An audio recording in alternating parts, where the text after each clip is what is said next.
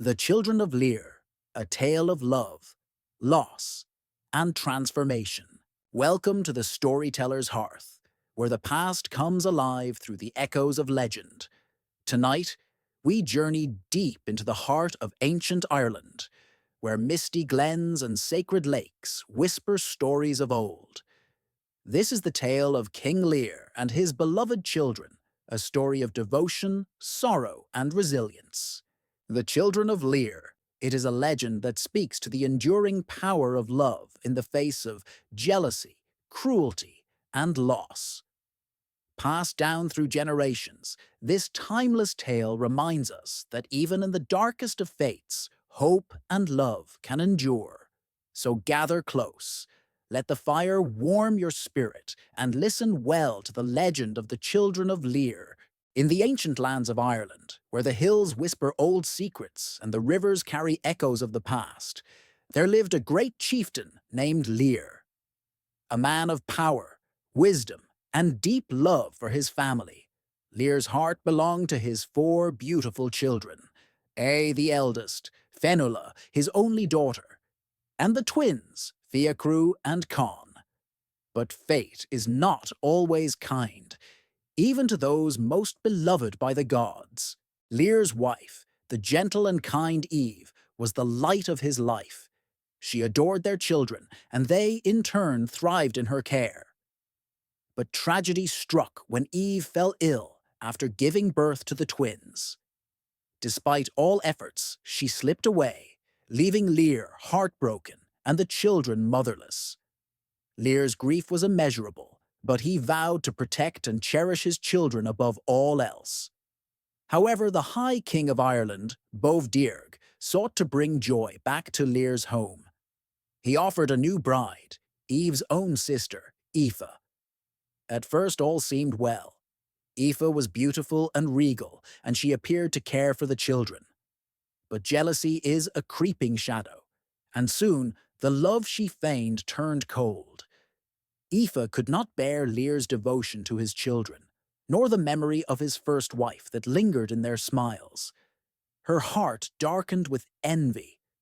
She plotted a terrible fate for the innocent children, one that would ensure they could never outshine her. One fateful day, Aoife took the children on a journey, far from home, to the shores of Loch Deruvara. There, under the darkening sky, she revealed her wicked intent. She lifted her hands and called upon the ancient, forbidden dark magic.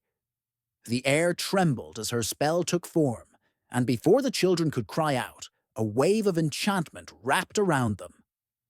Their forms twisted, their limbs vanished, and in their place, 4 swans glided upon the water. Aoife had cursed them to live as swans for 900 years.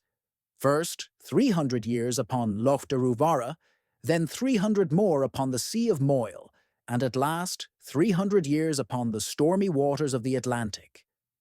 Only the sound of a church bell ringing across Ireland would break the spell, but Aoife had not accounted for the power of their voices. Though transformed, the Children of Lir retained their human souls, and their song was unlike anything heard before. Fenula, Fiacru, and Con sang of love, loss, and longing, and all who heard were moved to tears. When Lear learned of their fate, his heart shattered. He raced to the lake, calling for his children, but though they swam to him and spoke with human voices, he could not undo the evil spell. Furious, Bovdirg cast Aoife out, turning her into an air demon, doomed to wander the world forever. But no one in the land could undo Aoife's evil magic and restore the children to their former selves. And so, the centuries passed. The swans bore witness to the changing world.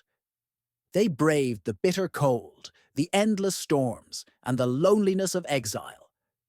Yet through it all, they had each other, and their song carried the memory of what once was. At last, after 900 years, the tolling of a church bell signaled the end of their curse, but their time in the mortal world had come to an end.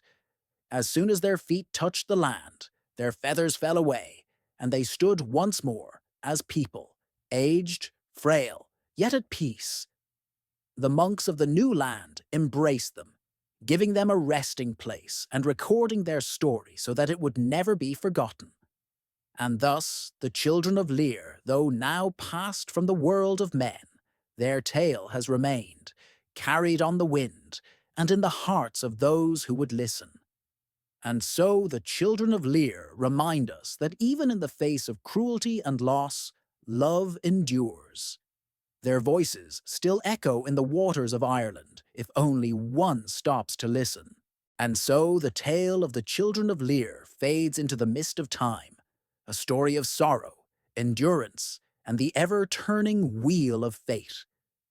From the cold embrace of the waves to the quiet halls of an ancient monastery, their legend lives on, whispered in the rustling reeds, carried on the cry of the swan.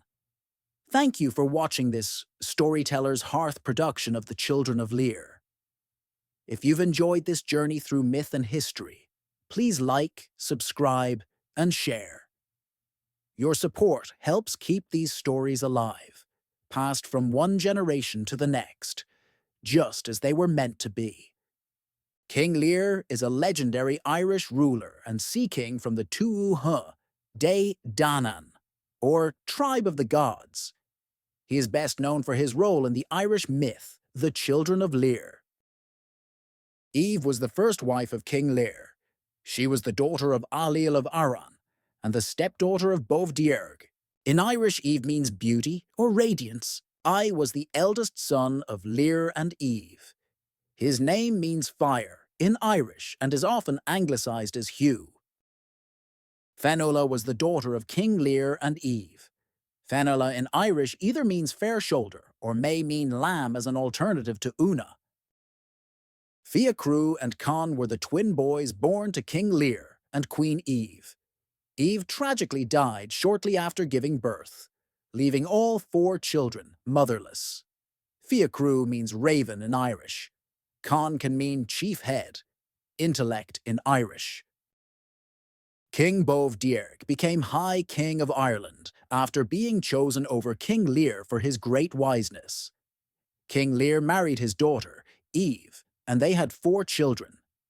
Tragically, Eve passed away shortly after giving birth to the twins. Out of compassion for his son-in-law, King Bovdierg gave King Lear his second daughter, Aoife, as a wife. Aoife, the second daughter of King Bovdierg, married Lear and tried to be a mother to her sister's children, but she felt ignored and unwanted. Lear's devotion to his children left no place for her, and resentment took root. Isolated and bitter, she saw only one way to change her fate. Aoife means beauty in Irish. The Sea of Moyle is the Old Irish name for the North Channel between Northern Ireland and Scotland.